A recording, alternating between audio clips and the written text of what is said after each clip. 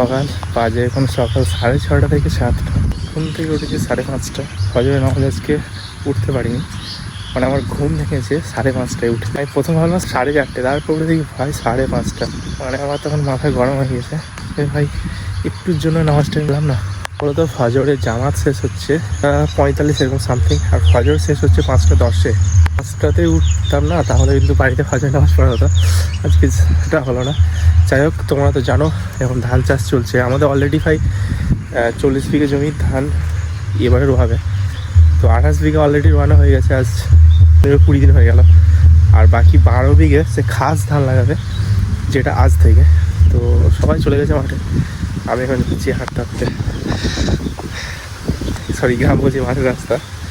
এর থেকে অবস্থা ছিল ভাই, এগুলো চাষ দিয়ে দিয়েছে, রোদ করলে সলিড হয়ে যাবে। থেকে বেস্ট হচ্ছে আজকের আবহাওয়া, এই লেভেলের।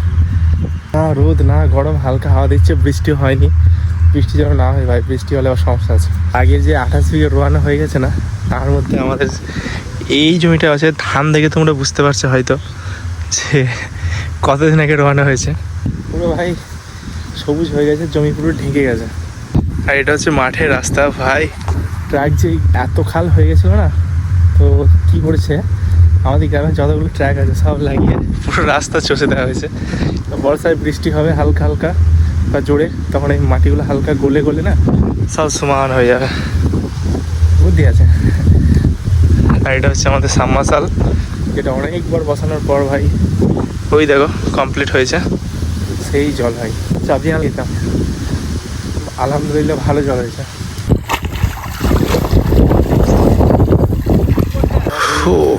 গাইস পিচ মারা হয়ে গেছে, এখন অন্য একটা জমিতে রোয়াতে যাবে। আর বৃষ্টি হয়ে গেছে, দেখা কমপ্লিট। আজকে আমার কাজ ভাই সেরকম কিছু ছিল না, রেস্টুরেন্ট রোয়াবে, দেখতে আসবো, শিখবো। কারণ এত জমি পরে তো আসতে হবে না মাঠ দিয়ে, একবার হলেও আসতে হবে। কাজ করি চাই না করি, দেখতেও আসতে হবে। এখন যে পথ ধরে এসেছি সে পথ ধরে আমাদের বাড়ির দিকে, তাহলে হয়তো আমাকে এইসব মাঠ ঘোরা করাবে। কাল আমার দাদা এসেছিলাম, সব ঘুরে দিয়েছে, পুরো আমার রেস্ট। কিন্তু আমাকে কাজ দিয়েছে, যেটা কালকে আজকে নয়। আমাদের একটা জমি আছে, সেখানে আমাকে চাপান ছড়াতে হবে 10 থেকে 12 কেজি চাপান। আমি চাপান ছড়াতে পারি ভাই, অনেক আগে ছড়িয়েছিলাম, একটা জমিতে টেস্ট করেছিলাম। ওটা ছড়াবো, ভিডিওতে দেখতে হবে। যদি আমি আসি, যদি আমার দাদা চলে আসে তাহলে আমি আর আসবো না। আমরা রয়্যাল এনফিল্ড বাইকে একসাথে, রয়্যাল এনফিল্ড হান্টারে 4 জন, এই জায়গায় 3 জন হয় না, 3 জন ভাই কষ্ট মষ্ট করে, 4 জন একজন ঝুলতে ঝুলতে আসছে। মাঝে ছানাটাকে দেখো, ছানাটা কি ইমার্জেন্সি পড়ে গেছে আমাদের সাথে। শুভ সকাল, হাট করা কি ভাই।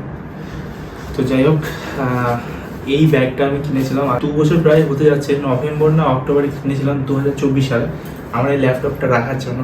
তো আগে একদিন ছিঁড়ে গেছিলো, তখন এই জায়গাটা দেখো এখন সেলাই করেছিলাম, আজকে আবার ছিঁড়ে গেছে।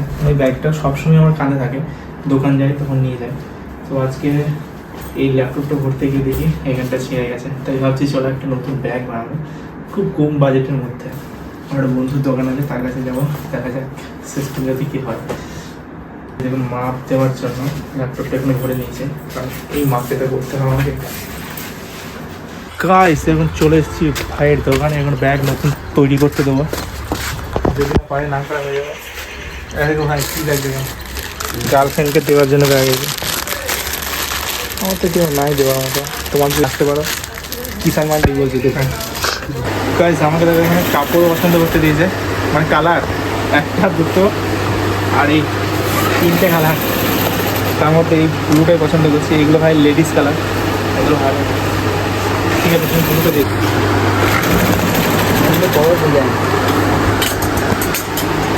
ভাই এর থেকে অনেক প্রত্যেকটা পার্টে পার্টে স্পঞ্জ দেওয়া হবে, যাতে ব্যাগটা সবসময় ফুলে থাকে, কোয়ালিটি ফুল হয়। কারণ ভাই আমার ল্যাপটপ কিছু হয়ে গেলে অসুবিধা আছে।